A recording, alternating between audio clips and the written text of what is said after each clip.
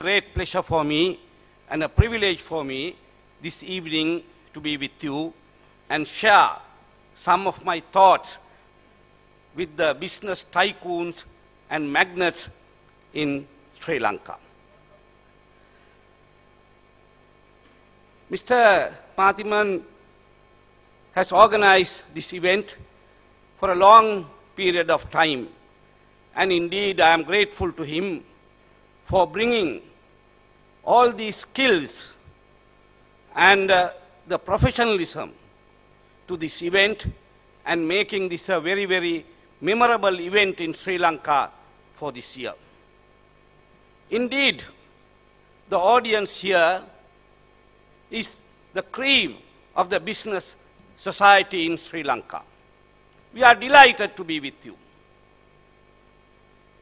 As a minister of a government who has made so much facilitated for the existence and movement of the private sector, I am happy that the assistance given by our government by building infrastructure in this country to enable the private sector to move freely in their business endeavors, you all have taken advantage of that for the benefit of yourself and for the benefit of the country. As said by many of the speakers, the government cannot depend only on 180,000 small taxpayers in the country. Tax department goes behind them and try to squeeze them, but the big money comes from you all. Therefore, for the existence of a government, it is very necessary that there should be a very vibrant private sector. Private sector is the engine of growth in a country. So that engine has to be powerful, vibrant, and fast-moving. So therefore, event of this nature, I don't think John Keels or Commercial Bank or any of these companies or CEOs or presidents or the board of directors needs recognition like me or Mr. Ranil Wickremesinghe. We are politicians. We always look for recognition. When you go to the people, they garland you. We ask for the manapa vote. Huh? But you all don't want that. But an event of this nature has a special significance. That is, we recognize your collective effort. In an organization, it is not only the CEO or the chairman of the board of directors that makes things happen. There are people from laborer to the technician to the factory worker. There are a group of people who are involved in the process. Therefore, when we recognize these top 25, we are recognizing each and every worker who had been toiling hard to bring you profits, to make your share more valuable. So therefore, my plea to you is that don't forget them. Don't discard them. Embrace them and treat them properly. Because in Sri Lanka, we had 60,000 graduates without jobs. Some were working in the private sector. When government decided that all of them must be employed for a paltry salary of 10,000 to begin with, some people who are drawing 40, 50,000 rupees in the private sector left the private sector and came back. Did any of you in the private sector ask why they are leaving us when we are giving so much of money? Because there is something lacking in the private sector. The private sector has done very well in certain areas. But in the area of social responsibility, have you done enough for the people of this country? Have you done enough for your own workers? Have you done enough for the youth of this country to stimulate them to come and join you? To keep them with you? To train them? If they don't have English education, to have some classes or some area where continuous education is done. So those are the lapses. That is why people are a little bit frightened to the private sector to come and join there. So therefore, it is very much needed, because all your profits, all your money, your shareholding, all those things are good. But in the same time, we must see, have you fulfilled your social obligations? Therefore, I would like to ask you, because I went through your criteria in selection, is this the correct criteria? I am to be critical. Selection criteria include share turnover, revenue, profit after tax, growth in sales turnover, growth in profit, return on equity, growth in earning per share, market capitalization, value of share transferred, and value addition. So, workers' welfare, social responsibility, protection of environment. Has this company damaged the environment of our country? To what extent? Therefore, are they eligible? I am not saying about these companies. You yourself can think what environment disaster my company has made. So therefore, the selection criteria we will have to change. Then, I think we should be able, have I paid my tax? Have I defaulted? Have I bribed custom officers and got my things through and thereby got better profits and hampered the national economy? So therefore, the making profits, shareholdings, and all these things are not all that criteria needed. So therefore, Sri Lanka will have to look for entrepreneurs, business people, business magnates and tycoons. We have no problem with them. We respect them. But same time, they should be true to themselves. Because today, the opposition member of parliament raised a question. I think Mr. Ranil Wickremesinghe was there, I think, at that time. And, no, not about him. He raised this particular question. I thought it's better, because you all don't read Hansards and all that. You all are busy with making money and making profits and, pushing your way through. So that's, that is good. But in the same time, people like us who are always there from 9:30 to 6:30 or till 7:30, dealing with all these issues, I thought it's better for me to tell this.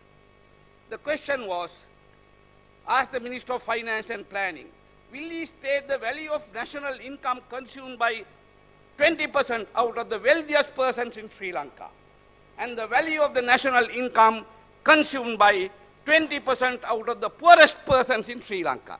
I think answer to this question is food for thoughts when you go back to your own companies.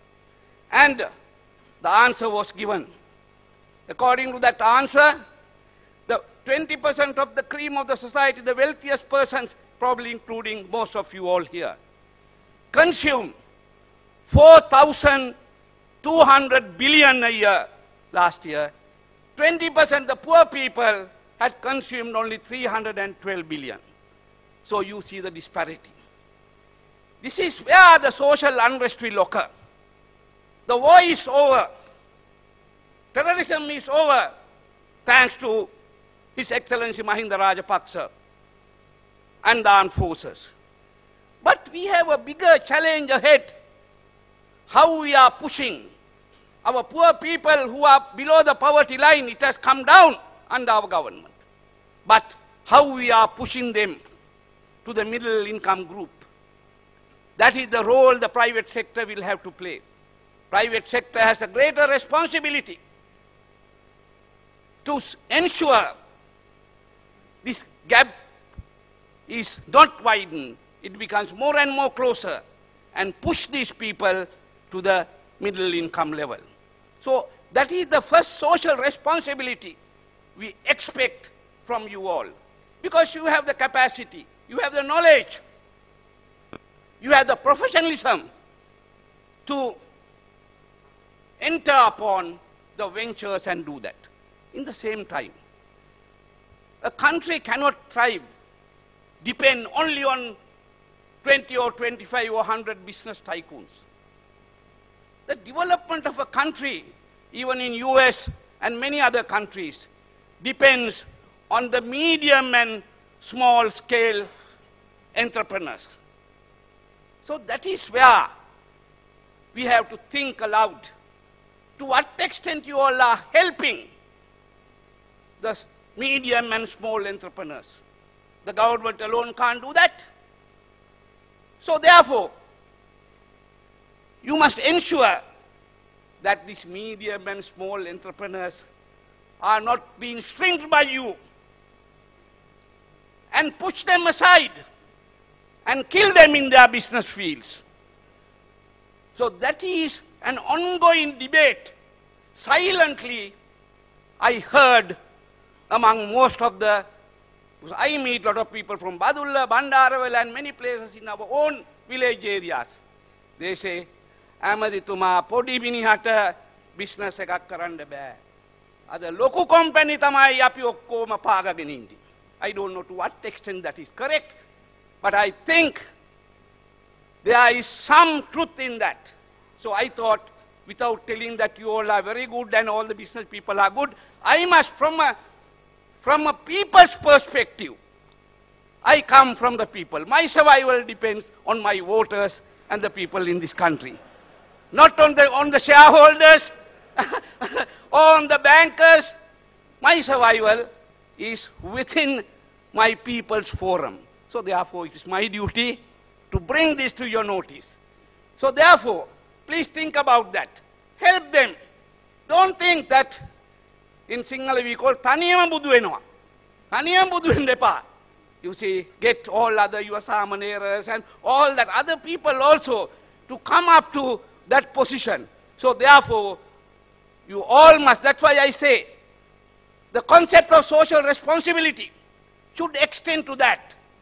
To what extent all these big business tycoons and companies, they have helped medium and small entrepreneurs, and how many medium and small entrepreneurs they have helped and they have brought them up. So those are the characteristics or the yardsticks in which we can measure your performance. So therefore, we need a new yardstick for the performance by all the business people. So therefore, I must say, in the same time, our savings rate is only 23%. For a country to move forward, we need, I think Mr. Cabral will agree with me, we need at least 35% investment there. So we need more money. So therefore, our government has facilitated you by opening the current account, and you can borrow money from abroad. You can enter into partnerships with foreign countries and bring money here. And therefore, the private sector should, as said by Mr. Hari Javadana, you should go global. It's very necessary not to restrict yourself here. Go global and bring more investment opportunities here. to Sri Lanka.